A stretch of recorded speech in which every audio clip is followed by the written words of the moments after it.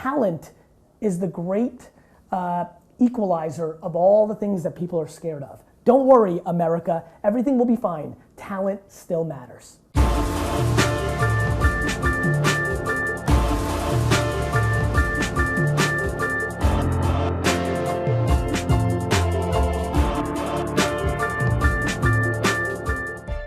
You were born in the Soviet Union. I was. How much do you think that shaped who you are now? An enormous amount.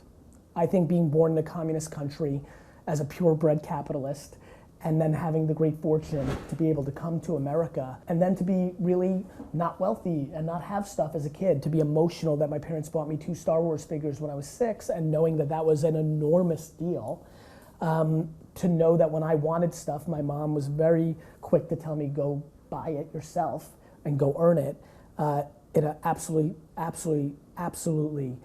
shaped me. And the other thing, you know, especially in the political climate we all live in now, I don't think people understand how amazing America is. It makes me enormously optimistic, very positive, and those are very important traits if you're gonna be insane and actually go after entrepreneurship. How did you do this whole thing? You built it from the ground up. I've been producing content online for 10 years, early YouTube when I started the wine show for my prior career.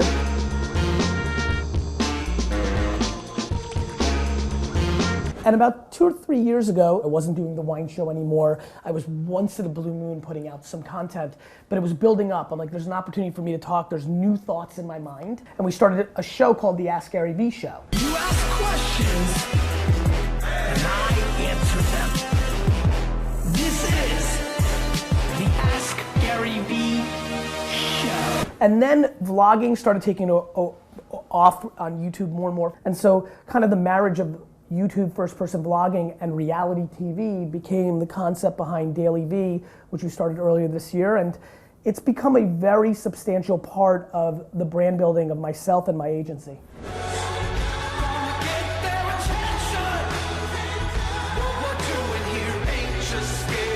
I think it's really smart to create a North Star in reverse engineering. 7 years ago, after making a lot of money on investments, I decided to build an agency, full service, media buying, creative, strategy, video production, all of it. Not just one like the rest of the agency world. And I was gonna build it for myself. And so I was gonna take a step back, eat crap, because you have to have clients, and that stinks, especially when you've already made your money. How do you do that? Because you're a very outspoken person. I do it, because I eat crap. Because they're the boss. My dad has a Russian saying, whoever pays for the music gets to pick it. When you were in those first years, you took advantage of YouTube very early on, as you said. Was there ever a fear of, well, if I'm not creating the video content, maybe I'm focusing on the wrong thing? I've always had one substantial advantage against the market, which is I just work 13 and 14 and 15 hours a day. If you're competing against people that are working 7 and 8 and really 5 and 6 when you count in lunch and a couple of YouTube videos and like, you know, a phone call or 2, I was never worried about that. I always had enough time to be what I am, which is the CEO of a $100 million revenue agency, and, you know, especially with the infrastructure around me now, because I have a 5-person team, which is really a modern day production company. What's been the hardest lesson for you to learn in your life? That I can't do everything. What are things you would love to be doing that you're not doing? Nothing. I'm in full control of my life. If there's something I want to do, then I can go do it. We make our beds, so I sleep in it. What do you think about all the evangelists today who talk about, you know, you need more sleep, you need to work less? All of it is very personal. I don't need society telling me how to do work-life balance. I don't need society telling me how to raise my children. That being said, I'm a huge advocate of sleep. I'm all in for 6, 7. I mean, I always try to get 6 or 7 hours of sleep. That's plenty. I just am more worried about what you're doing while you're awake. Right. You know, like, and not wasting your time. 100%. And one of your main things if you're complaining, now by the way, this is only if you complain.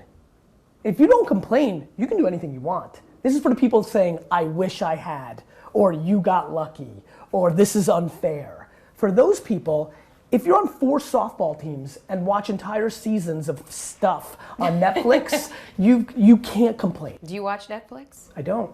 I consume the reactions of my community to my content, and that's why I over-index with my community, because I've allocated my leisure time or my escapism to provide and providing value. And I hope through example and content, I'm able to inspire that. But I think practicality is grossly underrated, And for all my sizzle, I'm obsessed with the steak. Because in the world of advice giving, there is tons of sizzle and not a lot of steak. I don't Does think that by the way, frustrate by you? the way, I don't think I'm in the advice giving business, and I understand why everybody would think that. I think I'm in the documenting what I'm up to business. A quick little walk to the garden. Haven't done this yet, so I'm excited about that.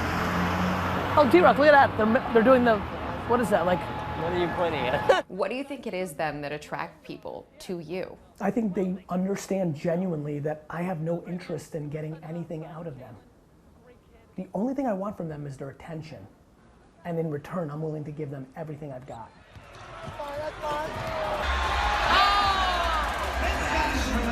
I think when I look at my contemporaries, AKA other people that are in the advice giving business, there's always a punchline at the end. Sign up for my course, come to my event, travel to my destination thing. I don't want anything from them. I just want the thing that my mom gave so much to me that I still need it, which is I want their attention. What do you think of the influencers and the desire among so many people to become influencers now? I'll separate them. What do I think about the actual influencers? That they're one of the 2 or 3 best deals in advertising. What do I think of everybody's aspiration to be one? Makes a whole lot of sense. Sounds like a lot of fun to make $300,000 a year taking selfies with products on Instagram. But 99% of the people watching aren't talented enough to actually create an audience. what do you think? Because, everything about who you are. By the way, everybody should try. Really? Because let me phrase, to me, everybody who wants to should try. this is why I think this is why I question your thoughts ahead. on that, because I'm everything. excited. Wait a minute, this is fun. Go ahead. Everything you stand for, Yes. authenticity and being true to what you are, who Yes. you are. There are so many influencers now who, not all of them, but a lot of them, in order to make that $300,000 a year, you have to endorse tons of products, some of which you probably don't actually stand for. Yeah, and so what will happen over time is that audience will start to walk away from that person if they're not creating enough value in return. I think it's a value exchange.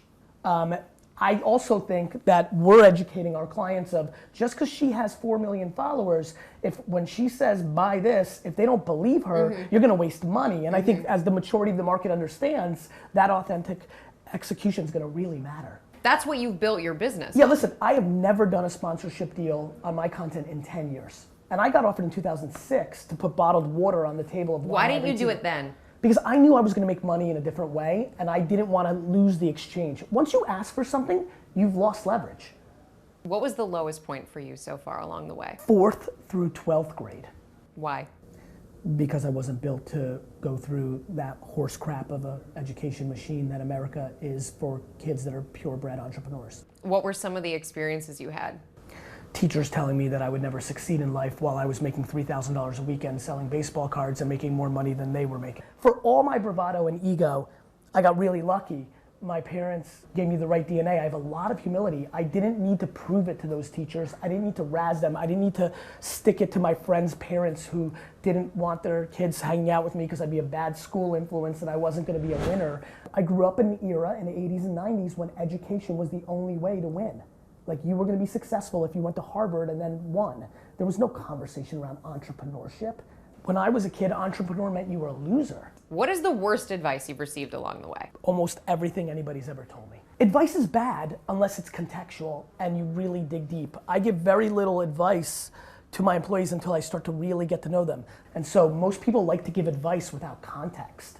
The best advice only comes from the people closest to you and the ones that actually have your best interest in mind, not theirs. That means almost nobody, because that means everybody's on the outside, and a lot of times the people on the inside, I mean mommy and daddy, are giving you advice in their best interest, not yours. So how do you differentiate?